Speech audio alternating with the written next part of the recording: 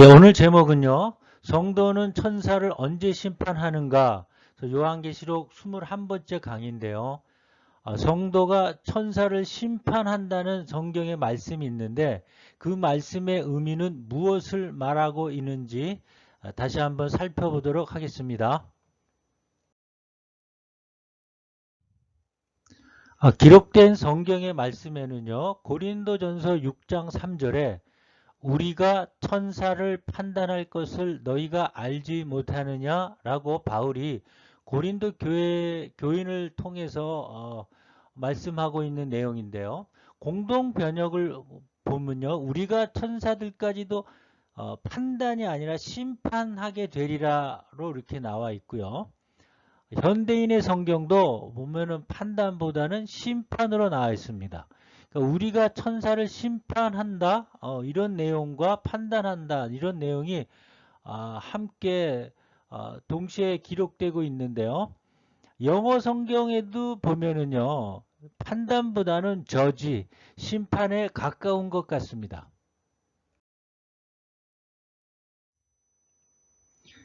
예, 그렇다면 성도는 과연 천사를 심판할 수 있을까요? 우리 성도들이 천사를 심판한다는 내용의 말씀이 그런 번역이 맞습니다. 맞는데 개역개정과 개역한글은 심판이라는 그런 명확한 단어보다도 판단이라고 이렇게 번역을 했어요. 예. 판단과 심판의 언어적 의미는 많이 틀리죠.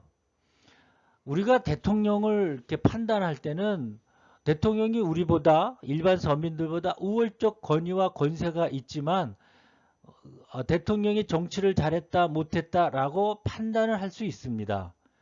하지만 심판이라는 것은 판사가 죄인들에게 옳고 그름을 결론 짓는 거기 때문에 심판이라는 개념은요. 권위와 권세가 판단받는 자보다 훨씬 위에 있는 그런 상태라고 보는 게 맞습니다. 고린도전서 6장 3절에 성도가 천사를 심판한다는 그런 내용은요. 성도가 천사들의 권위와 권세보다 더 위에 있을 거라는 그런 의미에서 사도 바울은 얘기하고 있는 것입니다. 그렇다면 성도들이 천사를 심판하는 때가 언제일까요? 정확한 건 지금은 절대 아니라는 것이죠. 마지막 때 성경에서는요. 천사가 성도에게 심판받을 때를 명확하게 기록하고 있으니까 고린도 6장 3절의 말씀은 판단보다도 심판이 아주 정확한 번역이 되겠습니다. 그때는요. 여러분이 너무 잘 알고 있는 사건이죠. 성도가 천사를 심판할 때는 바로 예수님께서 이 땅에 강림하시는 바로 그때입니다. 그것을 요한계시록 19장에는 이렇게 말씀하고 있죠. 그에게 빛나고 깨끗한 세마포 옷을 입도록 허락하였으니 그 세마포 옷은 성도들의 옳은 행실이로다 하더라. 하늘에 있는 군대들이 희고 깨끗한 세마포 옷을 입고 백마를 타고 그를 따르더라. 그의 입에서 예리한 검이 나오고 그것으로 만국을 치겠고 친히 그들을 철장으로 다스리며 또 친히 하나님 곧 전능하신 이의 맹렬한 진노의 포도주 틀에 밟겠고 라는 계시록 19장의 말씀은요. 이 오른쪽 그림처럼요.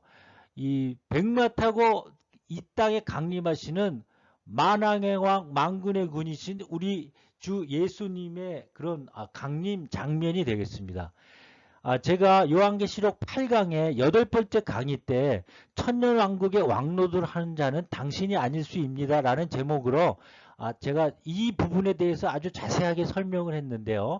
그 부분을 다시 한번 보고 이 강의를 보면은 이해가 빠를 것입니다. 그 강의를 못 보면요. 예수님을 뒤따르고 있는 무리들이 왜 성도인지 여러분 잘 이해할 수 없으니까요. 그 강의를 꼭 들어보시고요.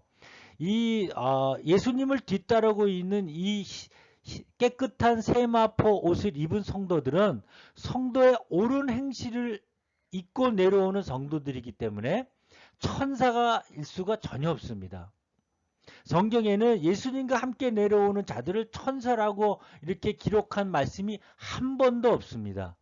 유다서와 에녹서에 보면은요, 수많은 거룩한 자와 함께 내려온다고 말씀하시고요. 스가랴서에도 천사라고 이렇게 딱 찍어 얘기 안 하고 성경은 수만의 거룩한 자라고 말씀하고 있습니다. 그 수만의 거룩한 자는요, 바로 예, 성도들입니다. 하늘에 올라간 성도들. 이들이요, 예수님이 주시는 철장을 가지고 함께 내려와요. 철장의 권세를 갖고 내려오는 그런 성도들은 땅에 남아있는 타락한 천사들, 사탄과 그의 사자들이죠. 그 무리들. 계시록 12장에 미가엘 천사에게 쫓겨나 땅에 찍힌 그 사탄과 그 무리들을 이 성도들이 예수님이 주신 철장을 가지고 아주 심판한다는 그런 내용의 말씀이 바로 계시록 19장의 말씀이기도 한 것입니다. 네, 그래서 천사를 심판하는 그 타락한 천사들을 심판하는 성도는 그럼 성경에서 누구를 말씀하고 있는 것일까요? 제가 계시록 2장 26절에 나와 있는 두아디라 교회에게 주신 예수님의 이긴 자에 대한 말씀이에요. 그 이긴 자를 예수님께서 내가 아버지께 받은 것처럼 그 철장을 그 이긴 자, 끝까지 내 일을 지키는 그에게 주신다는 그 약속의 말씀은 계시록 12장에 장차 철장으로 만국을 다스릴 그 남자아이를 뜻한다고 이미 설명을 들었습니다. 제가 요한계시록 15번째 강의 계시록 12장의 남자아이, 남자 그 사내아이와 여자는 누구를 말씀하시는가는 그런 강의로 여러분 앞에 전에 올렸는데 그 강의를 다시 한번 보시고 오시면 이 강의와 다 연관이 되어집니다.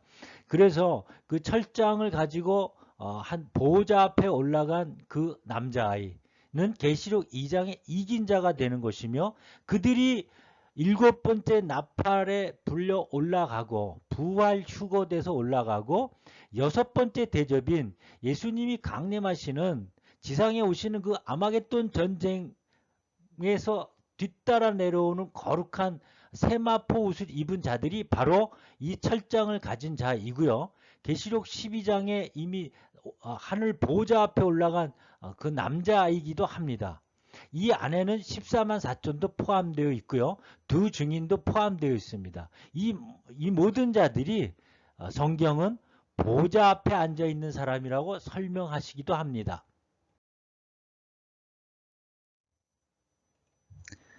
네, 그래서 다시 한번 이런 결론이 나오는데요. 보좌에 앉은 이들이 바로 철장을 가진 첫째 부활자라는 것을 계시록 20장에서 증거하고 있습니다.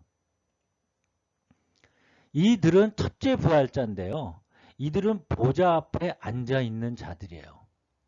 이들은요, 제가 다시 설명하면요, 이 하늘에서 주님을 따라 철장을 들고 함께 내려오는 깨끗한 세마포를 입은 수많은 거룩한 자들 안에 누가 포함되냐면요. 첫째는 두 증인이 포함되어 있습니다.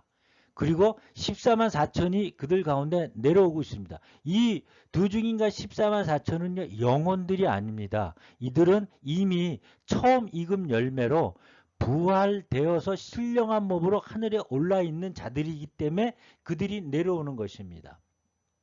그들은 또요, 이긴 자라고 말씀하세요. 그 이긴 자는 예수님 앞에 철장을 받았는데요. 7번째 나팔 때 그들은 부활 승천돼서 하늘에 올라간 자이기도 하고요.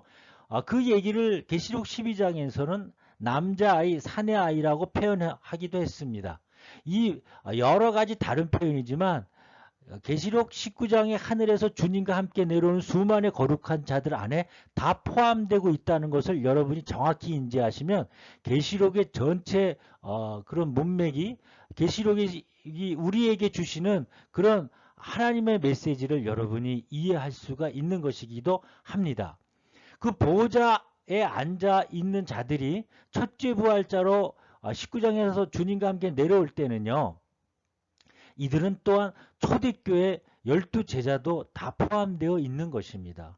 그래서 그때 순교당한 자들과 또 우리 역사 안에서 2000년 역사 안에서 순교당한 모든 이들이 전부 부활 승천에서 올라가 있다가 계시록 19장에서 첫째 부활자로 내려오는 것이 바로 이 철장을 든 자, 이긴 자이기도 한 것입니다.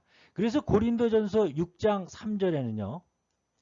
우리가 천사들을 심판하는 자로 권위와 권세가 상승되어서 내려온다고 사도 바울이 증거하고 있었던 것이기도 합니다.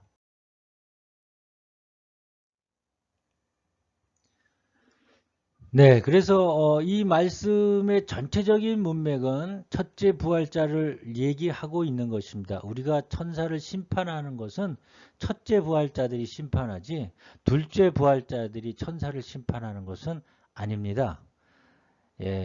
예수님 십자가에 못 박힐 때 우편에 앉았던 강도가 천사를 심판할 수 있는 그런 자격이 있을까요? 예수님 대충 믿고요. 대충 그냥 신앙생활 한 사람도 회개하면 구원을 받아서 지옥에 가지 아니하고 하나님이 주시는 놀라운 생명나무 안에서 새하늘과 새 땅의 기쁨을 맛볼 수는 있습니다. 하지만 첫째 부활자로 천년왕국에서 왕노릇하는 그런 영광은 받지 못한다는 것이 성경 전체에서 우리에게 주시는 메시지이기도 합니다.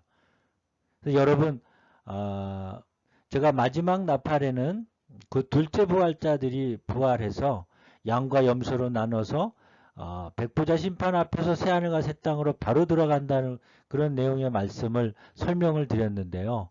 이 모든 설명은 하나님께서 공의로우신 분이기 때문에 상급과 면류관도 부활한 모든 자에게 동일하게 지급되는 것이 아니라 그들이 이 땅에서 이루는 그런 상급대로 그런 열매대로 주님께서 공평하게 베풀어 주신다는 걸 이해한다면 공의 하나님 앞에 어느 누구도 불만할 수 없고 그분의 광대하심과 아주 우리 주님의 놀라우심의 은혜에 누구나 고개를 숙일 수밖에 없을 것 같습니다. 그래서 여러분 항상 말씀을 볼 때는 전체적인 이런 틀 안에서 계시록 또한 이렇게 해석을 하면 하나님의 뜻과 합한 해석이 될 것이라고 여러분 앞에 말씀드리며 또 다음에 깨달은 바가 있다면 또 동영상으로 말씀을 가지고 여러분 앞에 찾아오도록 하겠습니다. 긴 시간 수고 많으셨습니다. 샬롬.